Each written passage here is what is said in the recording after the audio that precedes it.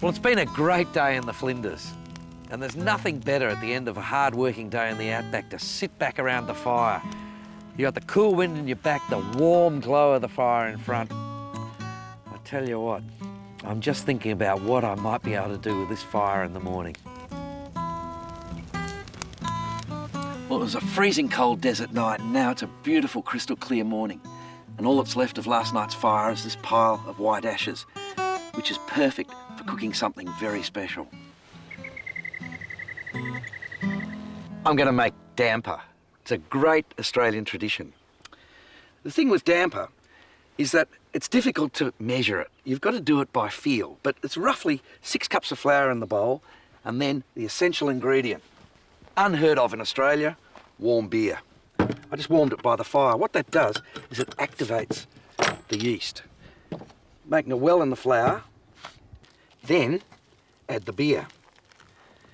And the thing about making bread is you want to be relaxed about it. It doesn't matter if the dough's lumpy because it'll knead out later. Stir it around. Now what happens is you'll find it gets very dry, and so add a bit of water. Once it all comes together, you can start working it with your hands. Put a bit of flour in your hands so the dough doesn't stick to them, and then start kneading it into a ball. Now what I like to do at this stage is I like to just leave it for about 10 minutes, 15 minutes to settle, and then come back and knead it. So toss a handful of flour on your workbench, because that'll stop the dough from sticking to it. So pull the dough out of the bowl, whack it on the workbench. Now you want to push the dough away from you, and then pull it back, turn it 90 degrees, and flatten it out. Pull it back towards you, turn it 90 degrees, and flatten it out. And what we're doing is activating the gluten starch, and that's the thing that makes a dough elastic and gives it, as bakers would say, integrity. It's already looking fantastic. Once you've got it to that nice elastic stage, pull it back towards you and lift it up and shape it into a round ball of dough. The next job is to flatten it out. I'm going to flatten it so it's probably, about the thickness of your hand. Use your fingers to break the dough down and flatten it out.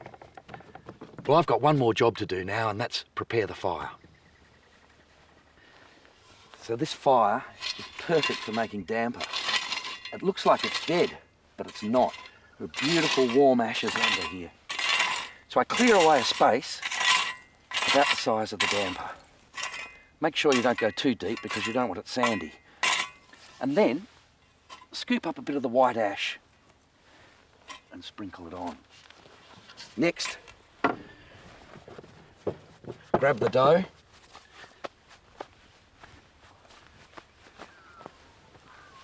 and place it straight in the ash.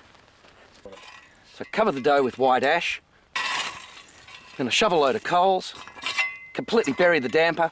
It's going to take about 45 minutes to cook. Cooking damper in the coals is a tradition that goes back tens of thousands of years.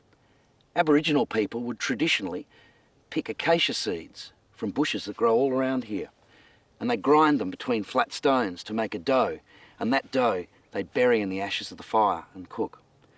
So when the early explorers came out and saw this practice, they started doing it with European flour. And even today, Aboriginal people throughout the desert areas make damper in the coals. Let's have a look. I reckon it's ready. Now the best way to check a damper is just flick it with your fingers, and if you get a good hollow sound, it's cooked through. All right, get the shovel underneath it, lift it out. Oh, it smells great. Just brush off any excess ash, and then over to the table.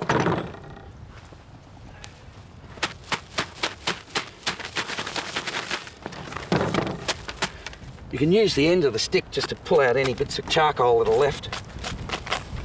Clean it right up. Here we go.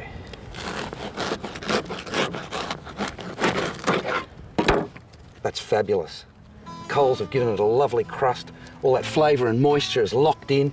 This is going to be absolutely delicious. This is one of my favourite recipes, and you get recipes for this and lots of others in my book, Outback.